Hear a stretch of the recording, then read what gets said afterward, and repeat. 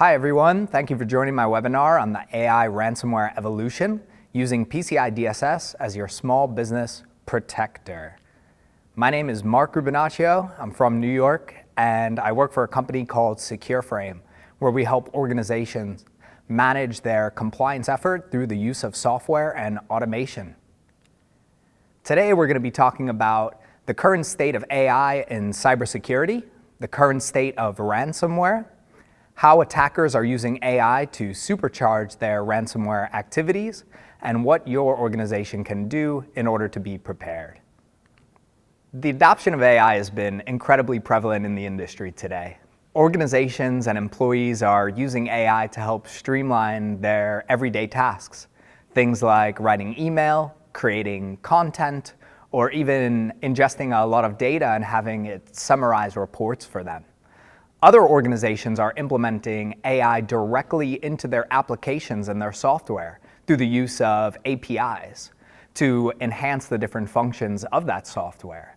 Things like supporting support chat or having enhanced search throughout an application.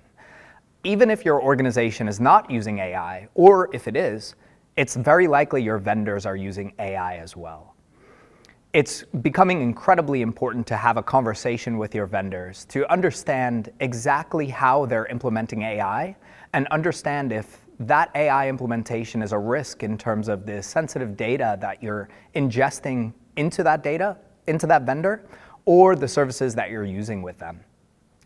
Due to the increased risk and the increased prevalence of AI use, a lot of regulations and frameworks are being introduced. ISO just released ISO 42001, which organizations are soon to be audited against, which will allow your organization to determine if you're using AI in a secure and in a manner where the data stays private. NIST released a risk management framework that can help your organization determine if you're using AI in a secure way. And then the EU is releasing a law that's going to restrict the use of some AI that deemed the risk is unacceptable, and help you understand what the risk levels are of the AI that you have implemented in your organization. Not only are organizations and employees using AI, but cybersecurity firms and software manufacturers are using AI as well.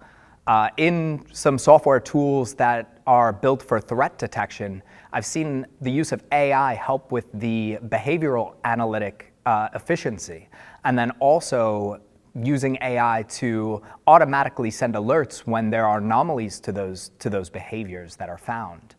In incident response, there's a lot of data that's happening, a lot of communication, a lot of information. AI could be used to summarize all of that data, automate communication that needs to happen, and then also use historical data to try and determine what the root cause could be of some of these incidents. AI is also really good at analyzing code, determining if there are errors, if there are code violations, or even vulnerabilities that are found within code. Some static analysis tools have AI ingrained to enhance their scanning capabilities. And even dynamic external vulnerability scanners are using AI to create specific proof of concepts and executive summaries and business reports for their scanning reports. Another great use of AI is the enhancement of security awareness training.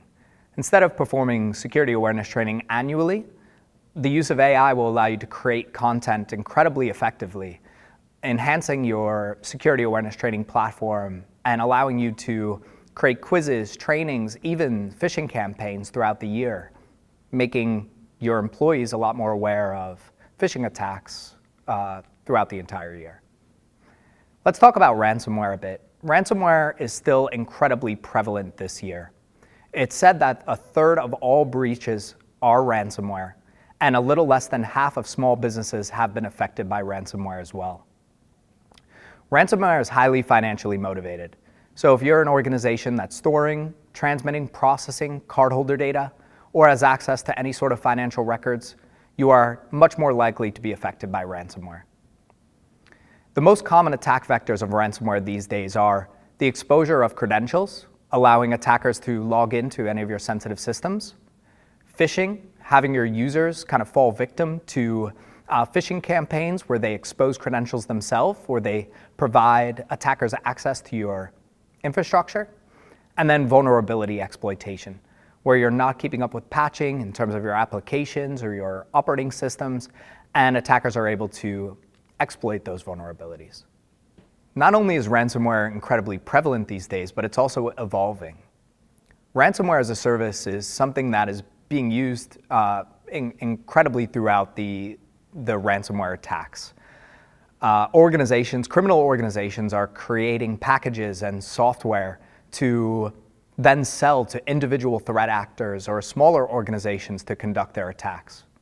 All these individuals need to do is get a foothold in their victim organization and then kick off the ransomware as a service, which is going to be capable of performing a lot of the exploit code, performing the encryption of all of the data and managing the encryption keys, and even facilitating payments by hosting payment gateways. This is making ransomware a lot more accessible to single individuals and small criminal organizations. When you think of ransomware, you think of the encryption of sensitive data, and then organizations needing to pay a ransom in order to decrypt that data. This is still the main way that organizations are being extorted, but these criminal organizations are utilizing other factors to extort payments out of organizations also. Stating that they're going to exfiltrate all of this data, publicly release it, or sell the data on the dark web is another way that organizations are being extorted, using DDoS and affecting the availability of the services and infrastructure unless a payment is made. And then if the victim organization is in a specific industry or market, a lot of these criminal organizations are finding different ways to extort as well. What I've seen recently is smaller organizations are being targeted much more frequently. Attackers are realizing that small organizations have access to sensitive financial data, credit card information. They may not have a full security department or a security individual even. So the technology of the security posture is going to be much less that of an enterprise organization. So these businesses are being attacked much more frequently. If a small business is susceptible to a ransomware attack, it'll likely cripple the organization, leading to a higher chance of them paying out a ransom than an enterprise would. Not only are regular organizations using AI, but attackers and criminals are using AI as well. A main factor in ransomware is information gathering. These criminals are going to scour the internet for information about organizations, organization size, what industries they're in, how much funding they're receiving, and then correlate that data along with things like what ports and services are available, what operating systems are available to the internet to attack, and then comparing this information to publicly available vulnerabilities through CVE databases or other sources like that. This is an incredibly manual effort until the use of AI. These criminal organizations are able to take all of this information, parse it through an AI tool, and then that AI tool will help them pinpoint exactly what organizations are the ones that they probably should be attacking or prioritizing. Another big factor of ransomware is social engineering. Previously, this was criminal organizations sending general phishing campaigns across to multiple victims. Now, these organizations are taking information about employees, such as what is their title, what technology do they have access to, and then using AI to craft specific spear phishing campaigns that they can use, and they can do this on an incredibly scalable level. So changing from general phishing to spear phishing and increasing the likelihood of these social engineering attacks to work. A lot of these criminal organizations are not based in the United States, so they had a lot of issues with translation, grammar, spelling.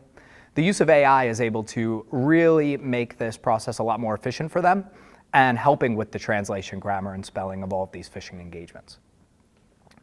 Not only are criminal organizations using AI in their operational practices, but their technical operations as well. As we've discussed, there are a lot of steps for a ransomware attack in terms of information gathering, finding technical information about organizations, determining if they're exploitable, writing the exploit code. All of these things are manual tasks that can now be automated through the use of AI programs. Creating prompting to inject information into that prompt, have the prompt commit a certain action based on that information is helping streamline a lot of these processes for criminal organizations. Another thing that's really interesting is the use of AI to create dynamic malware. Introducing malware into an organization's environment, and then that malware seeing that there are defense mechanisms such as intrusion detection or anti-malware, and then having that malware call back to AI via an API to then reconfigure the execution code to try and bypass the defensive mechanisms is something that can be done with the use of AI. And then the deliverance of the ransomware is usually done through botnets. AI can definitely help criminal organizations create a ton of botnet machines through the use of exploiting publicly available infrastructure in a streamlined, more efficient way with the use of AI, and then creating tasks for those machines to spread the ransomware on an automated basis. So in conclusion, AI is helping lower the bar to perform these sophisticated attacks. As you can tell, a ransomware engagement is incredibly complex, from writing software code to executing them, to encrypting data and managing encryption keys, to handling payments and the payment gateways. All of that is very complex. But through the use of ransomware as a service and the use of AI to help research a lot of this, generate a lot of the exploit code, it's lowering the bar, allowing for non-technical criminals to be able to execute these ransomware attacks. AI is also helping to develop more sophisticated malware. Allowing malware to bypass defensive mechanisms on the fly is something that's going to be affecting a lot of these signature-based defensive mechanisms as the future comes. And then AI is definitely helping with creating efficiencies within ransomware operations. These complex manual tasks are turning into much more streamlined and efficient automated tasks through the use of AI. Now, what can you do to protect your business against ransomware? PCI DSS has many requirements that help against ransomware. Also, if you need to be PCI compliant, there are many more requirements you need to meet. These are only a hand-picked selection. First is patch management, making sure that all of your systems, your applications, your infrastructure is all maintaining critical security updates. This is going to help the vulnerability exploitation that is used to initiate and privilege escalate through a ransomware attack. Next is multi-factor authentication. Like we mentioned, another main form of these ransomware attacks is through credential harvesting and using those credentials to gain access. Even if your passwords and usernames are leaked, if you have multi-factor authentication enabled, it's going to halt the actual authentication of these attackers to be able to access your sensitive systems and data. And logging and monitoring. If you're logging and monitoring all of these events in relation to the changes to sensitive data, where this data is going, access to your sensitive systems, if changes are occurring to access control, all of these things, if you are logging and monitoring these events, you're going to be on top of if an attack is occurring, and then you'll be able to respond much more effectively. Next is vulnerability scanning. It's hard to understand exactly if any of your applications or any of your infrastructure is vulnerable unless you are performing vulnerability scanning. Code scanning and infrastructure scanning on a regular basis is going to really help you understand which systems are vulnerable and which ones are not, which leads to penetration testing. Having an experienced ethical hacker come in and attack the network as if they were a criminal organization, finding vulnerabilities, exploiting these vulnerabilities, pivoting throughout the network, and trying to exfiltrate data is going to really help you understand where your weaknesses are within your environment, people, and processes. Then there's security awareness training. It's hard for an organization to really stay on top of security awareness if you're only performing it once a year. It's easy for personnel to get complacent and really not be on top of all of these different phishing attacks that are happening throughout the year. Having a regular security awareness training with multiple factors is a great way to make sure that personnel are falling victim to phishing attacks. And then finally, incident response and backups. Having your sensitive data backed up is a great way to make sure that if a ransomware attack is successful, the encryption of that data is not going to cripple your operations. If you do have proper backups, you're able to restore that information, and instead of even thinking about paying a ransom. And then having a strong incident response process is incredibly important as well. Making sure that the right people are aware of what they need to do in order, if an attack were to occur, is going to be incredibly important when an attack does happen to occur. Lastly, there are some additional best practices that I would recommend, aren't necessarily PCI DSS requirements. First is data loss prevention. If you know exactly where your sensitive data is, who can touch it, where that data can go, then if there are any anomalies in that process, you will get alerted and notified, making sure that you are aware if any of your sensitive data is possibly accessed or transmitted outside of your network. And then also segmentation. If you have a corporate network that's hacked, but turns out your sensitive data is located in a different virtual network, or you have firewalls that are separating where your corporate network is and your sensitive data network, that's going to slow the hackers down and even make it a lot more difficult for them to actually gain access to the data in which is the critical asset to all of these ransomware operations.